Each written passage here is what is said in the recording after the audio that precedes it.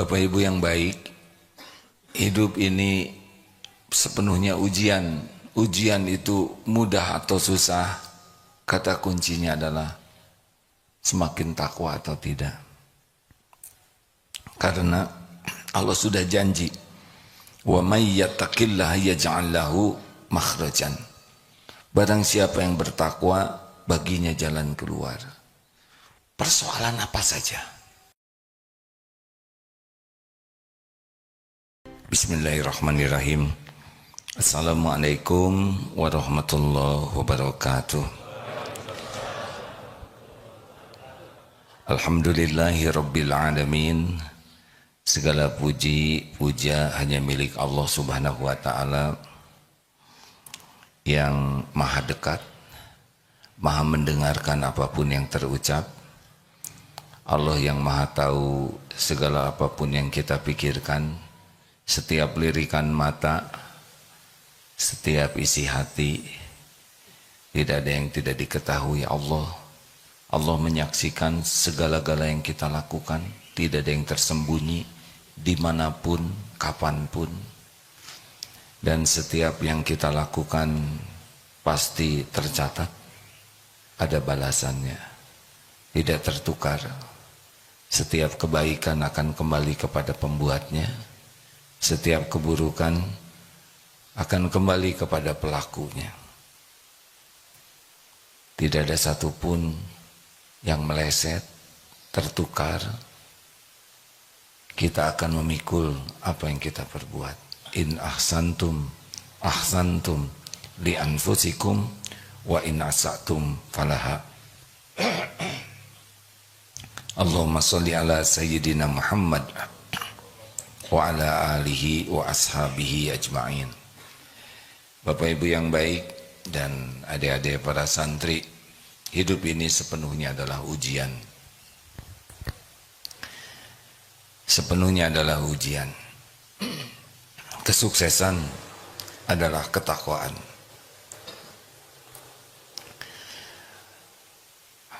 Harta, gelar, pangkat, jabatan, kedudukan, popularitas sama sekali bukan tanda sukses. Kalau seseorang kaya bukan sukses. Orang punya gelar sepanjang apapun bukan sukses. Orang punya jabatan setinggi apapun bukan sukses. Sukses itu kalau pemberian Allah membuat kita semakin bertakwa kepada Allah. Diberi harta dan kekayaannya membuat dekat dengan Allah. Diberi jabatan dan jabatannya membuat semakin takwa. Diberi gelar, gelarnya membuat semakin takwa. Itulah orang yang berhasil dalam hidup ini. Karena orang yang sukses dalam pandangan Islam adalah inna akramakum indallahi atqakum. Yang paling mulia di antaramu di sisi Allah adalah yang paling bertakwa. Maaf. Apa itu bertakwa? Orang yang takwa adalah orang yang paling yakin kepada Allah dan berbuah kepatuhan kepada perintah Allah dan kesungguhan untuk meninggalkan apa yang Allah tidak suka. Jadi semakin yakin hatinya, semakin bersemangat melakukan apa saja yang Allah sukai, dan semakin bisa menghindarkan diri, menjauhi dari apa yang Allah tidak suka, itu semakin takwa. Salah satu ciri ketakwaan dalam hadis Imam Tirmizi, derajatnya hasan, tapi dalam penjelasan Al-Albani ini disebut hadis sahih. Min husni islamil mar'i tarkuhu ma la ya'ni. Di antara ciri kualitas keislaman seseorang meninggalkan hal-hal yang tidak ada manfaatnya. Jadi salah satu yang membuat seseorang itu mendekati ketakwaan diantaranya adalah kemampuan untuk meninggalkan, menjauhi hal-hal yang tidak ada manfaat atau yang sia-sia. Bapak Ibu yang baik, hidup ini sepenuhnya ujian. Ujian itu mudah atau susah, kata kuncinya adalah semakin takwa atau tidak. Karena Allah sudah janji, wa may yattaqillaha yaj'al lahu makhrajan. Barang siapa yang bertakwa, baginya jalan keluar. Persoalan apa saja, semua persoalan yang kita hadapi Allah sudah tahu, dan terjadi pun dengan izin Allah. Dan yang paling menguasai solusi hanya Allah. Tidak ada pertolongan selain dari Allah. Kalau Allah mudahkan, mudah. Kalau Allah tidak tolong, pasti susah. Tidak ada persoalan yang rumit bagi Allah Subhanahu wa taala. Semuanya ada dalam kekuasaan Allah. Jadi masalah terbesar dalam hidup kita bukan masalah hidup, bukan masalah keuangan, bukan masalah keluarga, bukan masalah anak-anak, bukan masalah kesehatan, bukan itu masalah terbesar dalam hidup kita. Masalah hidup kita ini, kita serius tidak jadi ahli takwa, itu saja. Karena kalau kita makin bertakwa, kita seperti diberi kunci, Allah nanti menyelesaikan masalah kita. Jadi pikirannya harus kita robah, bahwa solusi itu bukan karena kepintaran, bukan karena pengalaman, bukan karena kekuatan, bukan karena kehebatan, bukan karena jaringan, bukan. Walaupun punya kepintaran, kalau Allah tutup saja. Solusi terbaik itu adalah karena ketakwaan. Jadi kalau Bapak ingin istri soleha, istrinya semakin soleha, apa rahasianya Pak? Bapak jadi suami yang paling soleh. Bapak tidak bisa menyolehahkan istri. Ibu, ini ada tamu nih dari jamaah Masjid Baitus Salam Semarang, 120 orang. Mana? Masya Allah, Alhamdulillah. Selamat datang. Kulo ngaturaken matur suwun sanget. Samenika kula durung saged basa Jawa yo. Ngaturaken minta maaf. Sia-sia. Ibu ingin punya suami yang baik? Bu, ibu ingin suami ibu jadi suami yang soleh? Ibu bisa menyolehkan suami tidak? Ibu bisa menyolehkan suami tidak? Gak bisa. Hanya Allah yang bisa menyolehkan suami ibu. Apa yang harus dilakukan agar suami ibu soleh? Jadi istri yang solehah, yang bertakwa. Itu solusinya. Kita ingin punya anak-anak yang soleh, soleha, bagaimana? Jadi orang tua yang bertakwa. Jadi bukan maksa anak-anak jadi soleh, tidak bisa.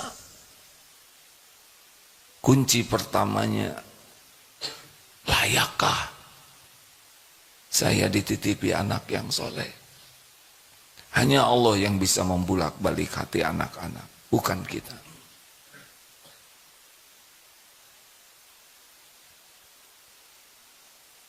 Semua masalah ada dalam pengetahuan Allah. Tidak usah risau. Yang risau itu kita tidak ditolong oleh Allah. Kenapa tidak ditolong?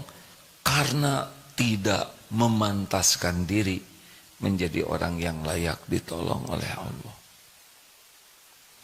Tapi ini persoalannya rumit. Rumit itu kata kita yang bodoh. Tapi ini saya harus bayar hutang, jumlahnya banyak. Ini banyak sekali. Banyak itu kata kita yang tidak punya apa-apa. Allah pemilik langit dan bumi. Berapa utang Bapak? 10 triliun, 1000 triliun, gak ada apa-apanya. Penjahat juga banyak yang dikasih lebih dari itu. Maka selalu pikiran kita tuh, saya makin takwa atau tidak? Iman saya makin kuat atau tidak? Amal soleh saya makin berkualitas atau tidak? Ada yang dililit hutang. Saya itu sudah tahajud. Saya sudah 40 rakaat minimal sehari. Ya bagus, bagus.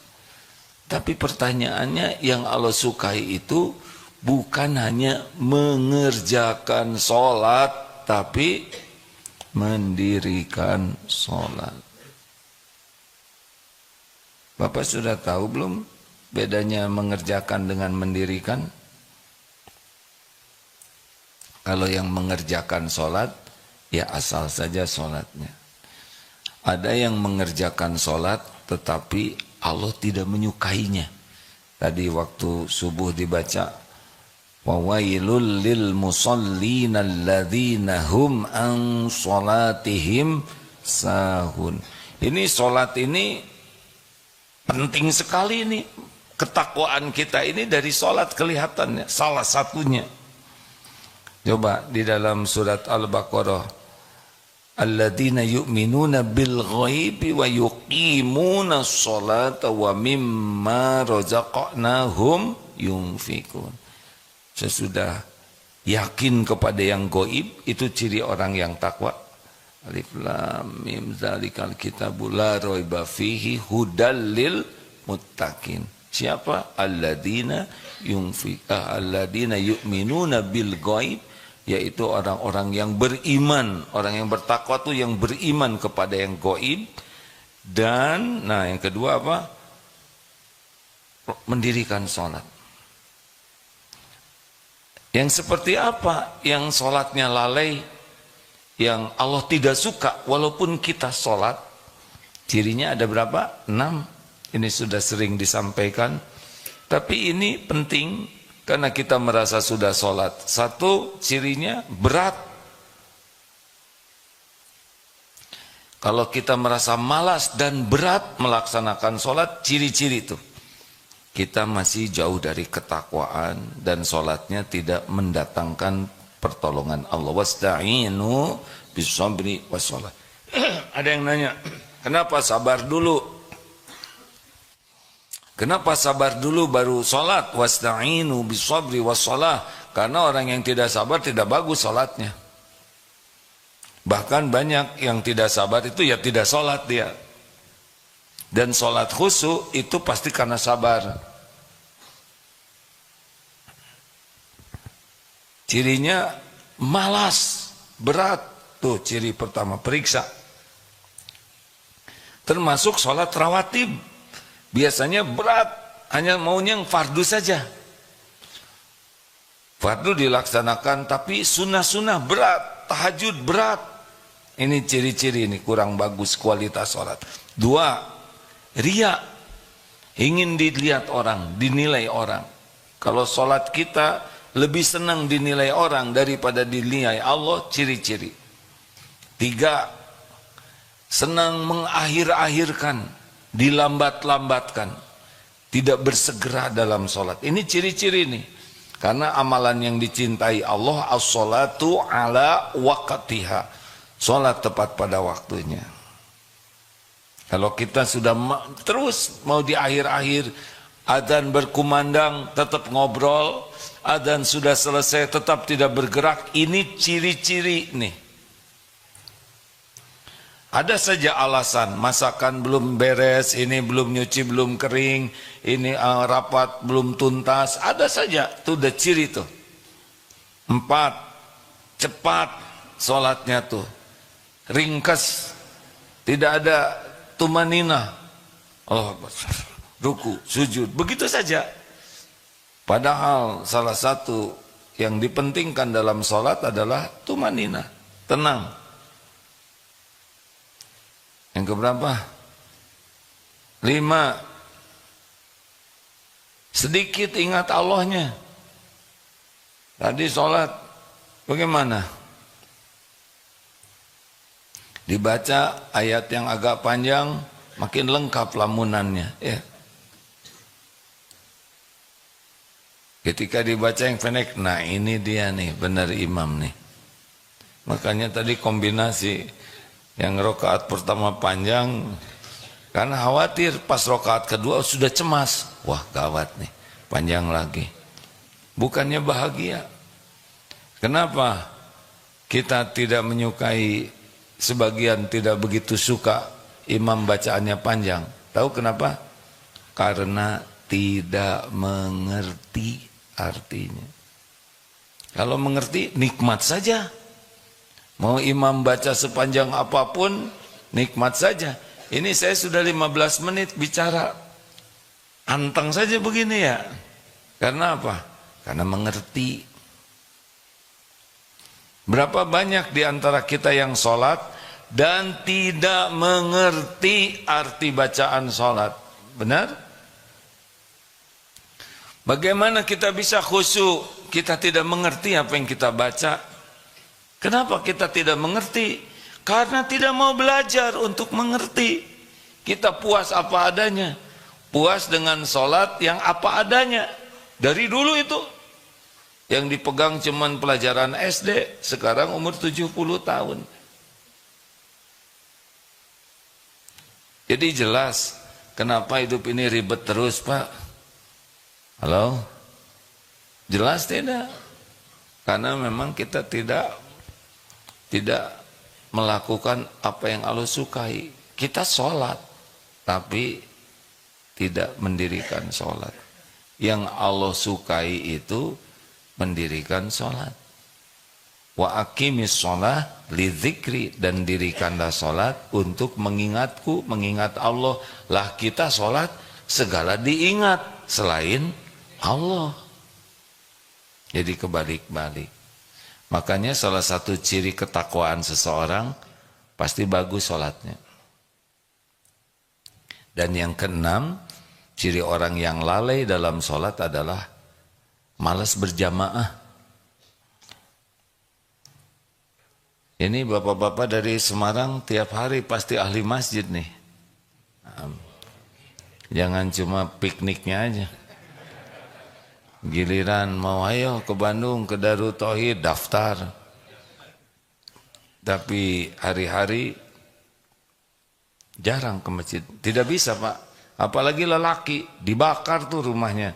Rasulullah tuh sampai mau membakar rumah dalam tanda kutip ya. Laki-laki yang tidak ke masjid. Laki-laki tidak ke masjid tidak usah disebut lelaki solehah ya. Tetapi ya tidak jantan lah. Nah hadirin sekalian, jadi kalau ada masalah itu yang kita pikirkan tuh bukan sibuk memikirkan solusinya saja, tapi memikirkan bagaimana Allah menolong kita. Itu yang benar. Bukan saya memecahkan masalah, tapi bagaimana saya ditolong Allah memecahkan masalah. Bagaimana saya bayar hutang, bukan bagaimana Allah melunasi hutang-hutang saya. Bagaimana saya menjadikan anak-anak jadi soleh, bukan bagaimana Allah menolong menyolehkan anak-anak. Kita kadang takut, misalkan takut oleh anjing yang takut digigit anjing. Seharusnya takut Allah mengizinkan anjing menggigit kita. Bukan takut celaka, tapi takut Allah tidak melindungi kita. Jadi harus ke Allah dulu. Pemilik keselamatan. Ini Bapak dari Semarang ke sampai sini selamat itu hanya Allah yang nyelamatin, Pak. Kita jarang menyadari bahwa selama ini kita bisa selamat itu pertolongan Allah. Tiap hari kita pergi ke sana sini, tuh ada yang celaka di jalan. Kita kok nggak celaka? Berarti Allah melindungi kita. Tiap waktu kita makan langsung masuk ke saluran tenggorokan, kerongkongan, Nggak tahulah apa namanya, pokoknya selamat. Siapa yang nyelamatin ini? Tuh ada yang tersedak, betul tidak? Kita jarang menyadari kenapa minum tidak ngumpul di paru-paru. Kita jarang menyadari bahwa kita tuh setiap saat dijaga, dilindungi, ditolong oleh Allah. Benar? Jadi Pak, Bu, jangan takut menghadapi hidup ini. Mau apapun nanti ujiannya ke depan, bukan nantang ya, tapi takutlah kita tidak ditolong Allah. Jadi yang kita pikirkan setiap waktu kualitas ketakwaan kita. Lihat masalah dalam keluarga, apa? Misalkan punya usaha, kenapa usaha begini? Solusinya ketakwaan. Kita benar-benar tidak yakin ke Allah. Kita udah benar-benar tidak mengamalkan apa yang Allah suka. Kita benar-benar tidak menjauhi apa yang Allah tidak suka. Nah, salah satunya yang Allah sukai itu adalah menjauhi hal yang tidak manfaat. Makin terpelihara dari hal-hal yang tidak manfaat, kita makin takwa tuh. Dari mana? Coba kita usut dari atas ya.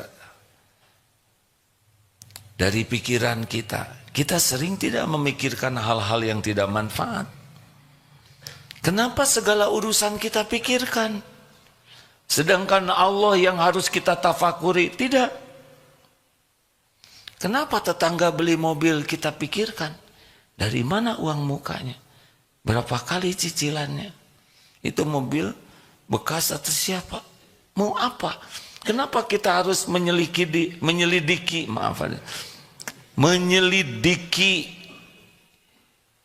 masalah-masalah orang yang bukan tanggung jawab kita?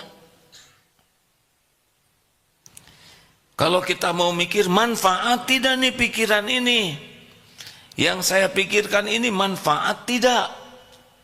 Itu tanya, udah mikir yang manfaat.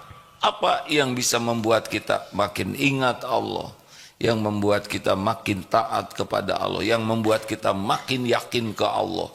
Ilmu, banyak pikirkan zikrullah, banyak pikirkan apa yang Allah sukai.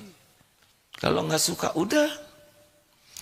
Sebel banget orang itu menghina saya, udah, mengapain kita mikirin dia? Tapi dia menghina saya terus, udah, Tuhan kita tuh Allah. Apa yang harus kita lakukan kepada orang yang menghina kita? Apa coba? Apa? Maafkan. Wal 'afina 'anil nas. Selesai. Orang menghina kita, izin Allah bukan? Izin Allah. Ada kebaikan tidak di sana? Pasti ada. Nah, itu yang dipikirkan. Oh, Allah mengajari saya untuk tidak suka menghina orang lain. Saya dihina orang berarti ini perbuatan yang tidak boleh saya lakukan. Saya dihina orang adalah jangan-jangan ini karena saya suka menghina orang, sehingga ini menimpa saya. Tuh begitu. Jadi mikirnya tuh positif, sesuatu yang jadi amal soleh. Mata, hati-hati hadirin, orang Indonesia 5,5 jam buka HP. Berbahagialah yang HP-nya jadul, sehingga membosankan. Yang HP-nya canggih, makin bagus, makin cepat, kuotanya banyak, internetnya cepat. Di sini nih, bisa menguatkan iman, melemahkan iman. HP ini nih, bisa membuat kita jadi ahli takwa atau jadi orang yang Allah murka. Di sini nih, di sini hadirin yang punya HP. Serius, ini serius sekali. Karena berjam-jam kita membuka ini. Kalau yang kita buka hal yang manfaat, yang membuat kita ingat kepada Allah, ilmu yang manfaat, di sini penguat iman. Tapi nafsu kita Tidak suka lihat yang baik-baik. Nafsu kita itu ngajaknya lihat yang error di sini. Nggak tahu kalau kakek-kakek masih suka lihat yang error, kakek-kakek juga lelaki. Ya udah tuh berarti error juga. Padahal saya kakek-kakek juga.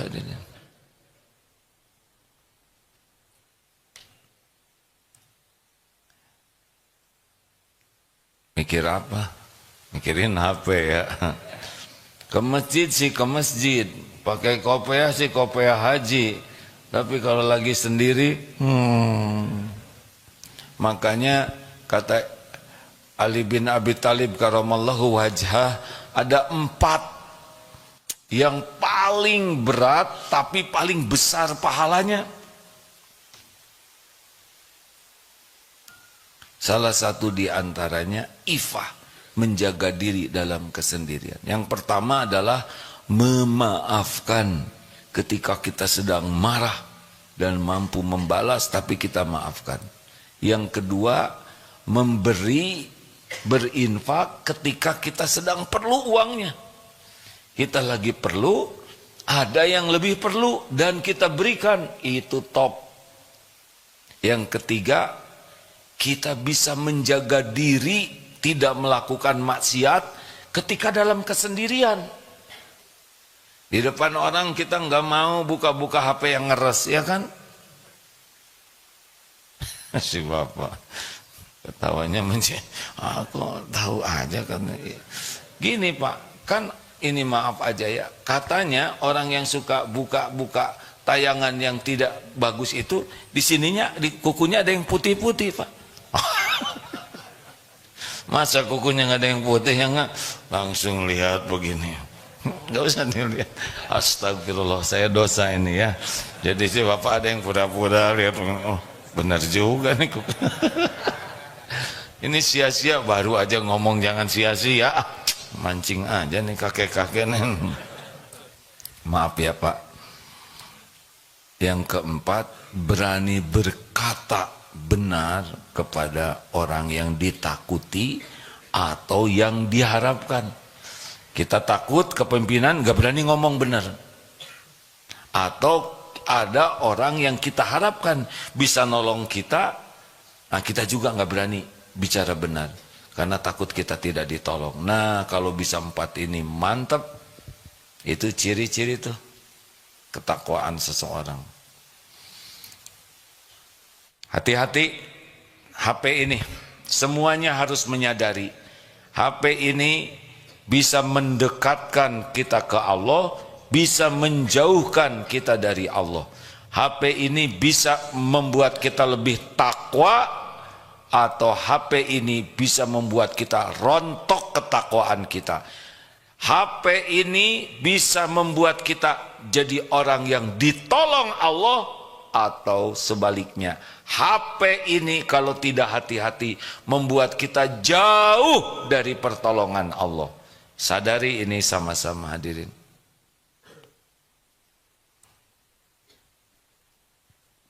Kelihatannya semua serius ini. Kalau gitu mau saya jual, jual lah.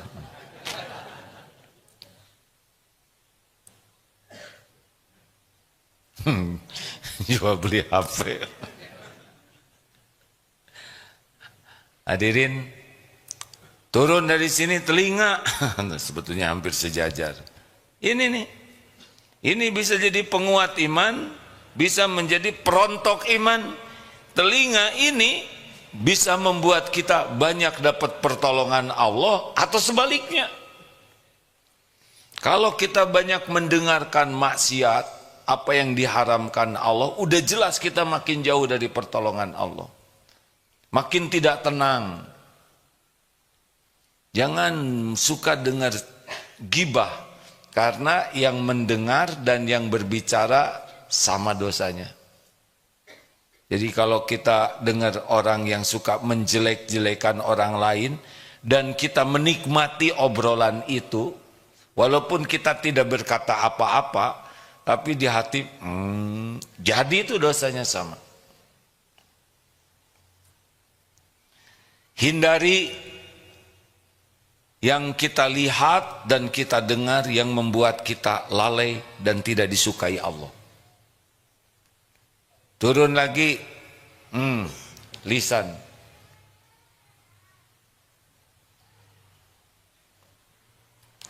Nggak apa-apa Bu, itu ada adik kita menangis. Nggak apa-apa, tenang ya. Pasti suatu saat berhenti tangisannya ya. Pasti, nggak mungkin nangis seumur hidup, betul tidak? Dan kita yang mendengar, ya nggak apa-apa. Anak dibawa ke masjid, nggak apa-apa. Ada hadisnya, Rasulullah SAW pernah mendengar ada bayi yang menangis dan beliau mempercepat sholatnya. Berarti terdengar.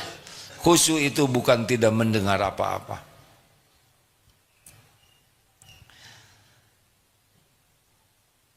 Tuh kan berhenti. Oh lagi ya nggak apa-apa. Kita juga pernah bayi, benar? Masih mending ini nangisnya di masjid, kita nangisnya di pasar. Lanjut. Nah mulai ke yang berbahaya, lebih bahaya. Ini lisan. Kalau orang sudah banyak bicara sia-sia, itu lebih dekat kepada bicara maksiat. Makin banyak bicara yang tidak disukai Allah, makin jauh dari pertolongan Allah. Itu kuncinya. Karena yang Allah sukai hanya dua. Falyakul khairan aw liyasmut. Berkata baik atau diam. Ini yang disukai Allah. Ini ciri ketakwaan. Ini yang mendatangkan pertolongan Allah. Bicara baik atau diam. Berarti kalau kita tidak bisa jaga kata-kata kita, banyak sia-sia, banyak perkataan yang tidak disukai Allah, artinya kita makin jauh dari Allah, makin jauh dari pertolongan Allah.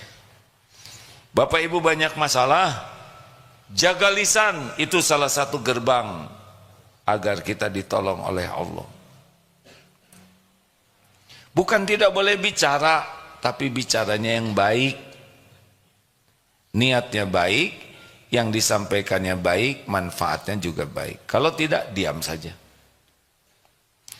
Bagi yang senang ngobrol, siap-siap hidupnya banyak masalah. Ya, karena setiap ngobrol itu sangat berpeluang tergelincir. Tergelincir hati, niatnya jadi ujub, jadi ria, jadi dengki. Banyaklah, setiap kali ngobrol itu hati akan main terus. Lalu perkataannya bisa bohong, bisa ditambah-tambah, bisa menghina, bisa menyakiti orang, bisa gibah, bisa fitnah, bisa dusta. Selama bicara sangat berpeluang kita tergelincir hati, juga tergelincir kata-kata, dan itu artinya kita semakin menjauhkan dari pertolongan Allah.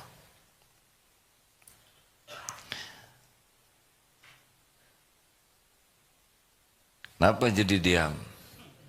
Karena disuruh diam. Sepi dong kalau diam. Ya kalau mau bicara, bicara saja.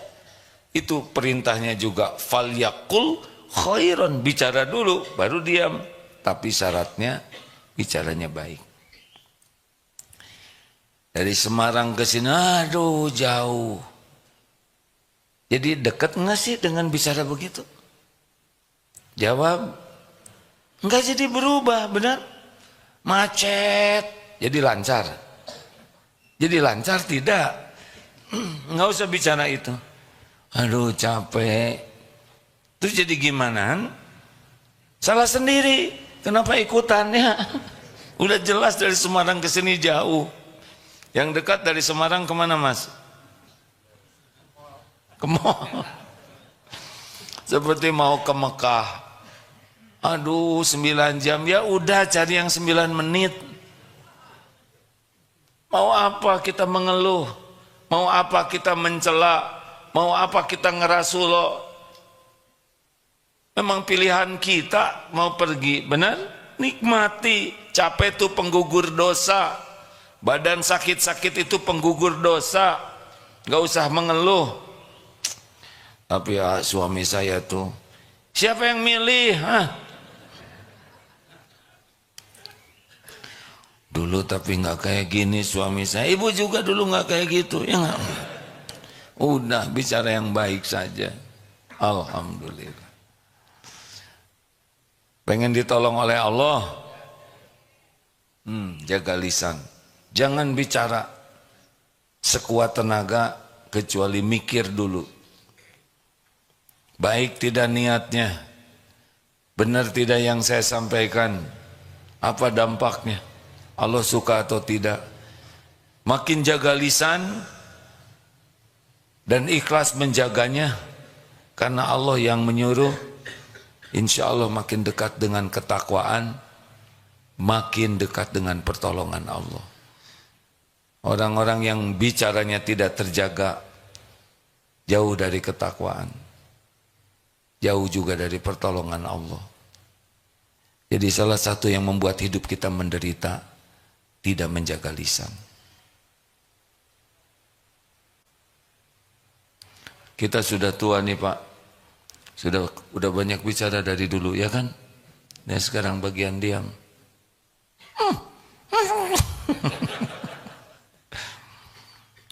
Nanti sepi begini hadirin. Bicarakan tidak harus dengan kata-kata. Dengan perilaku kita juga sudah bicara banyak. Senyum yang tulus, menyimak dengan baik, sifat yang ramah, rendah hati, itu sudah banyak yang disampaikan. Tidak harus menjelaskan segala hal dengan kata-kata. Kalau tidak sesuai dengan kelakuan, malah jadi jatuh. Jauhi apa yang Allah tidak suka. Jangan lakukan yang tidak ada manfaat. Ini Allah suka tidak nih yang saya lakukan. Kalau kira-kira tidak suka, udah tinggalkan saja. Waktu kita terbatas. Apalagi yang sudah senior-senior. Ini memang jamaahnya senior semua Pak. Yang ikut. Pensiunan. Memang pensiun itu nikmat besar dari Allah. Karena jadi banyak yang lebih soleh Pak. Bukan soleh mendadak, apalagi mu'alaf katanya. Bukan, itu kata-kata yang tidak baik. Alhamdulillah diberi kesempatan untuk bisa cukup waktu memperbaiki diri. Benar? Makanya kalau menjelang pensiun harusnya bahagia. Karena kita tidak lagi terikat lebih banyak oleh aturan-aturan yang kadang menghambat waktu kita mendekat ke Allah. Dan yang paling berat itu kalau lagi kerja tuh kecenderungan munafiknya lebih besar. Acting terus. Duniawi saja. Seakan-akan mau dibawa kemana dunia ini.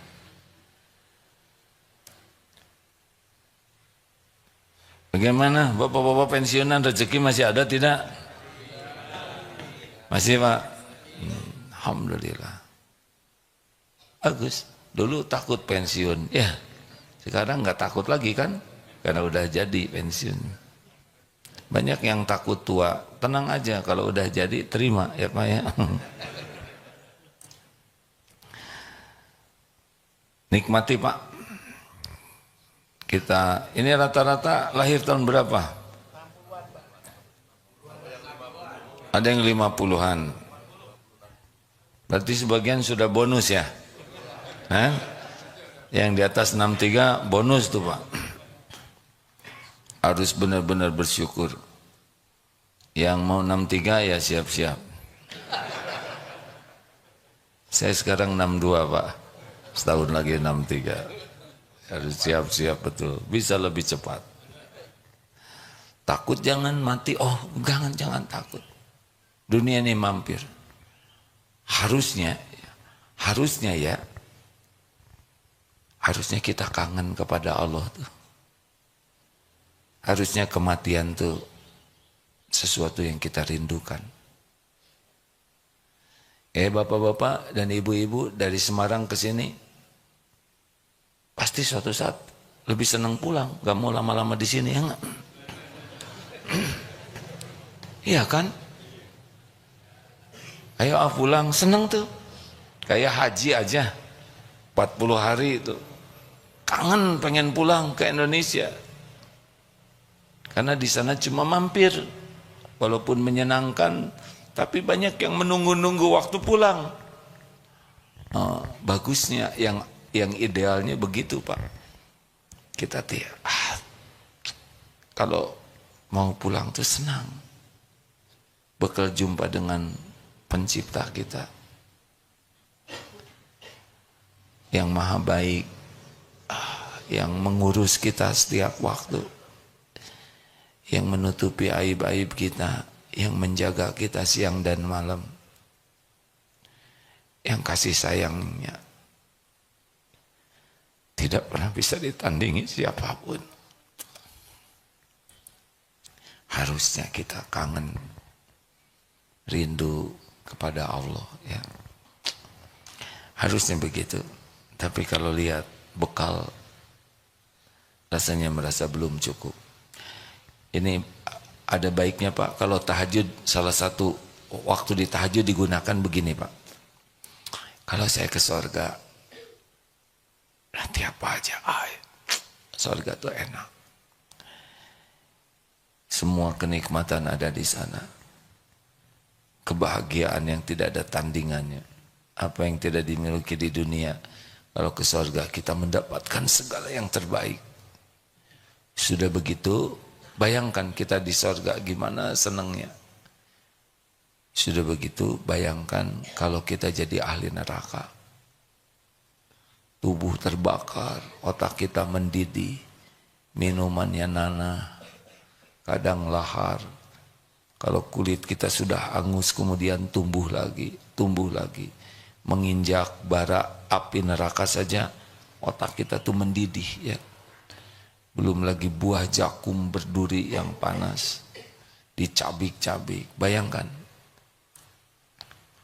Sudah itu, pikirkan, bekal kita kemana nih bawanya?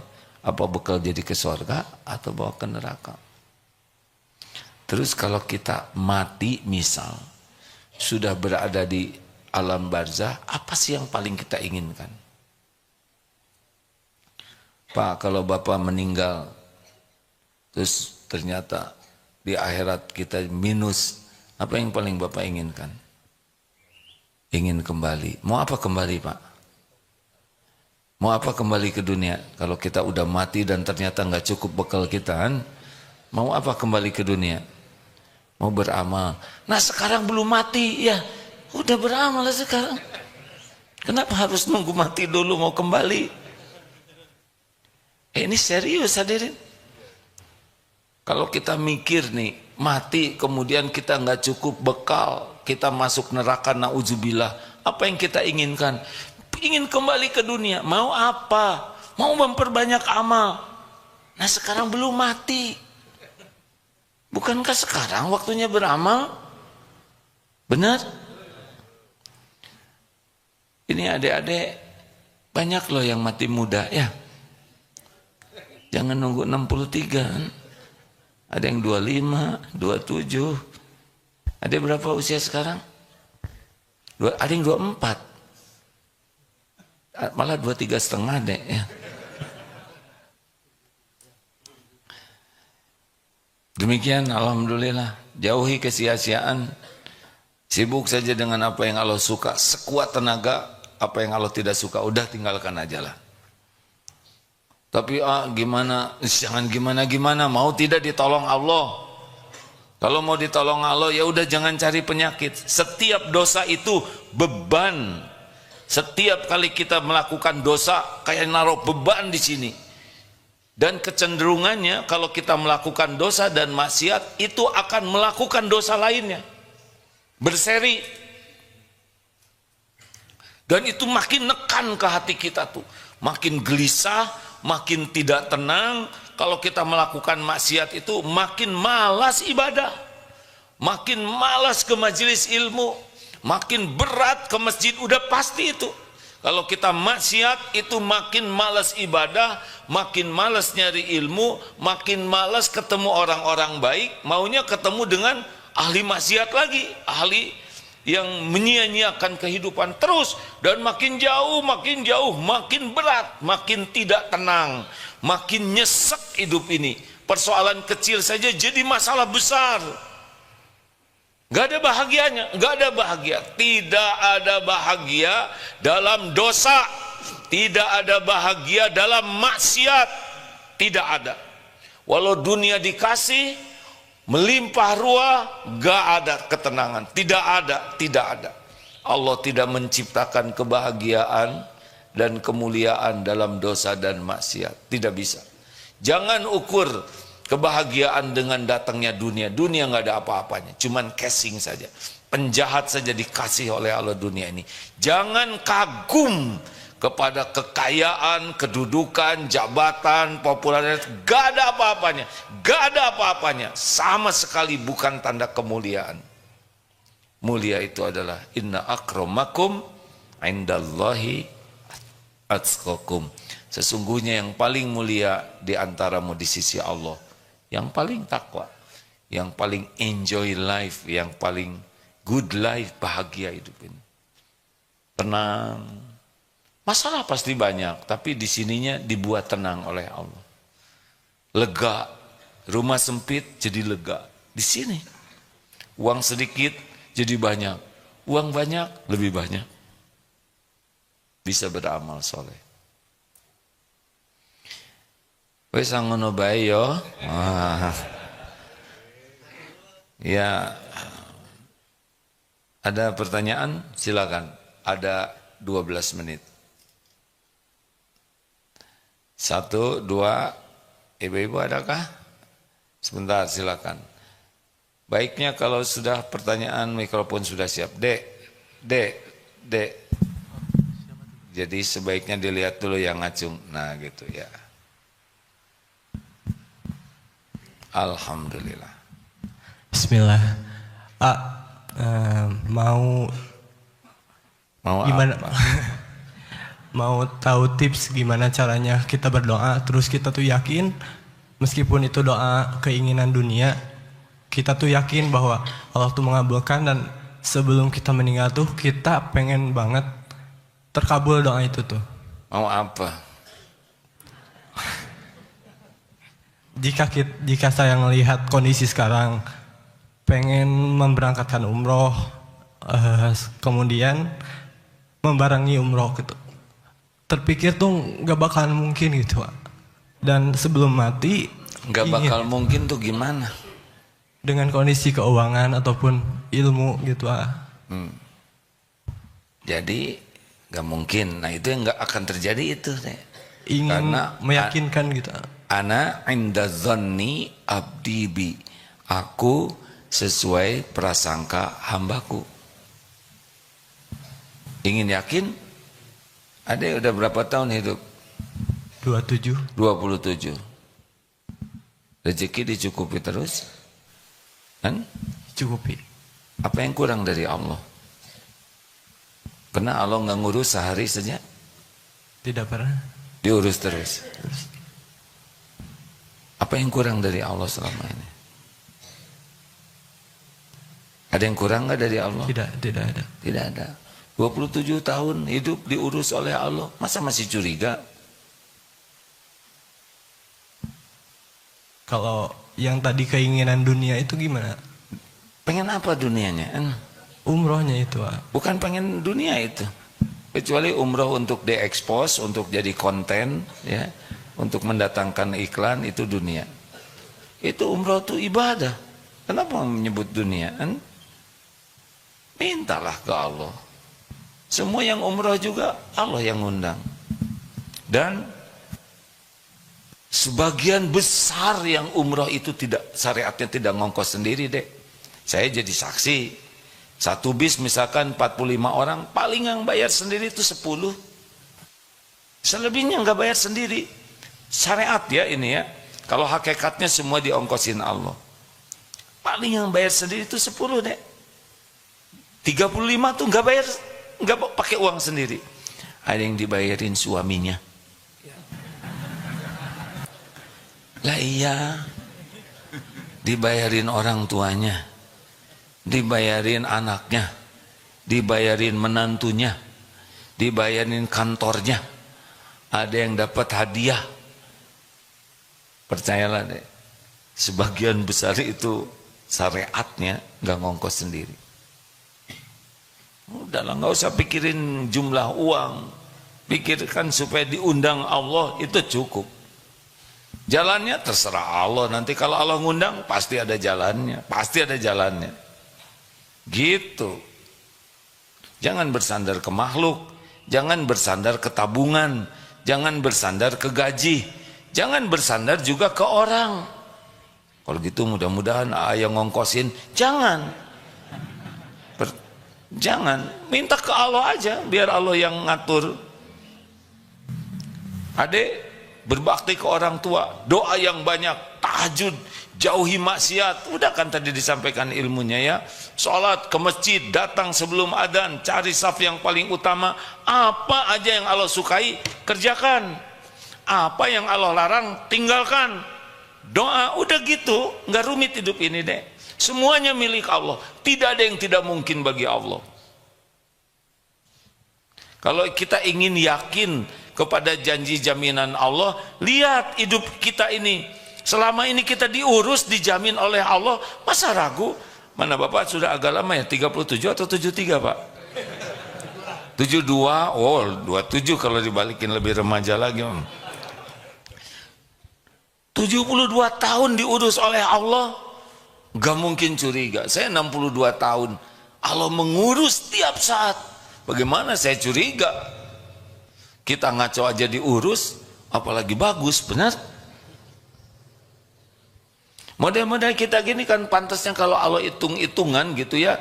Dosa model kita kan pantasnya disambar petir Pak. Jelebet, gosong, ditiup angin, habis. Apa coba kita ini? Sholat gak pernah khusyuk, gak ngerti. Mulut ngomong aja terus, kakek-kakek juga kita ini kan. Kalau ditimbang hancur kita ini Pak. Cuman kemurahan Allah aja. Diberi umur supaya tobat. Begitu nih. Lanjut. 2. Oh, jangan berkelahi Pak, tenang. Kita sudah tua ya. Bah. Abah mau? Iya, saya masalah Masalah apa Pak? 2 tahun yang lalu jadi ini ulasan aja mungkin masalah corona itu, cara berpikir kita waktu itu. Jadi minta ulasan dari Iya, bagi orang beriman virus itu semuanya ciptaan Allah. Allah yang menciptakan. Apa sih pekerjaan virus corona itu? Ya pekerjaannya bertasbih saja. Terus yang kena sakit, yang gimana? Yang memang udah oleh Allah ditugaskan. Si virus sendiri nggak milih Pak. Dia ujuk-ujuk ada ya kan? Terus gimana kok banyak korbannya? Enggak, yang meninggal itu karena udah waktunya. Tidak ada virus yang bisa bikin mati orang. Kita itu mati penyebabnya waktunya habis di dunia ini. Nah, meninggalnya dicabut nyawa oleh malaikat. Syariatnya lewat sakit. Kita nggak boleh mengkambing hitamkan virus, paling juga mengviruskan hitam. Gimana kambing hitam, virus hitam ya, kasihan kambing ya. Ada yang mengatakan kita tidak boleh takut kepada virus, kita hanya takut kepada Allah. Terus dia tidak mau menggunakan masker, dia tidak mau SOP. Ini sepengetahuan saya tidak benar juga, karena emang dalam Islam, dalam usul fikih, menolak kemudaratan itu sederhananya ya, lebih diutamakan daripada yang mendatangkan kemanfaatan. Misal kita salaman, itu manfaat. Tapi pada waktu itu salaman bisa menjadi syariat penularan. Maka kita tidak bersalaman itu bukan tidak mau silaturahim, tapi kita mencegah penularan. Jadi pahalanya dua. Satu, niat salamannya dapat. Yang kedua, menjaga diri dari tidak menularkan, itu dapat pahala. Jadi semuanya berpahala. Gimana kalau kena COVID? Saya alumni Pak ya. 2 kali kena ya udah nggak apa-apa. Saya dengan Syekh Ali Jabir selisihnya sehari itu. Beliau kena duluan, besoknya saya, kemudian beliau masuk rumah sakit, saya masuk rumah sakit. Tapi Allah lebih rindu kepada beliau, bekalnya sudah banyak, pulang duluan. Saya diberi kesempatan taubat ya. Jadi tidak boleh berlama-lama. Gimana kalau kita tidak boleh? Benar, itu kata-kata bagus ya. Jangan takut ke virus, tapi takut ke Allah. Tapi apakah beliau akan mengatakan hal yang sama kalau ada singa? Jangan takut ke singa. Tetap lari ya. Kalau bicara begitu karena virusnya kecil-kecil. Coba virusnya sebesar kambing. Lagu saya, maaf dulu ya, maaf ya Pak ya. Silakan Bu, maaf. Tolong ibu-ibu. Waalaikumsalam warahmatullahi wabarakatuh. Sebentar Bu, dibantu dulu ya oleh timnya. Ya, terima kasih. Waktu kita agak terbatas. Assalamualaikum warahmatullahi Alhamdulillah Ibu. Baterainya barusan dicas Pak. Ya, barusan dicas ya. Nama saya Sulistianingsih dari Pedurungan Lor Pak. Jadi ini yang dipimpin Bapak Agus Siswanto ini tetangga saya Pak. Tapi saya tidak tahu sama sekali ini tadi. Masya Allah, berarti Alhamdulillah, nanti Ibu ini santri masa keemasan Pak. Jadi sesudah Ibu ini berarti semua yang hadir ini akan daftar jadi santri masa keemasan ya, gitu Pak. Maksudnya ya Bu. Saya tadi habis tahajud mendengar ada bis itu 3 langsung selesai tahajud Pak. Tapi saya terus turun ke bawah, saya terharu. Alhamdulillahirabbil alamin, saudara-saudara saya dari Semarang diperjalankan Allah ke Darut Tauhid. Alhamdulillah. Iya, saya juga jamaah Bapak Agus Siswanto di kajian Masjid Unimus dan juga di PRM. Masya Allah. Tidak yang ingin saya tanyakan saya alhamdulillah diperjalankan Allah mengikuti pesantren masa keemasan. Di sini alhamdulillah Pak, memang sangat-sangat diberi pelajaran yang luar biasa.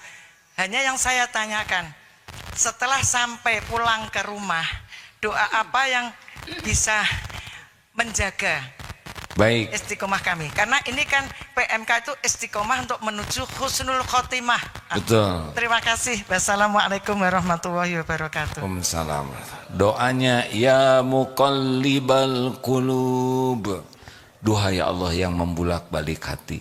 Tsabbit qalbi ala dinik. Tetapkan hati ini dalam agamamu. Itu adalah doa yang paling sering dibacakan oleh Rasulullah SAW dan paling jarang dibaca oleh kita. Ya, benar. Kita doanya Rabbana atina fid dunya hasanah terus ya.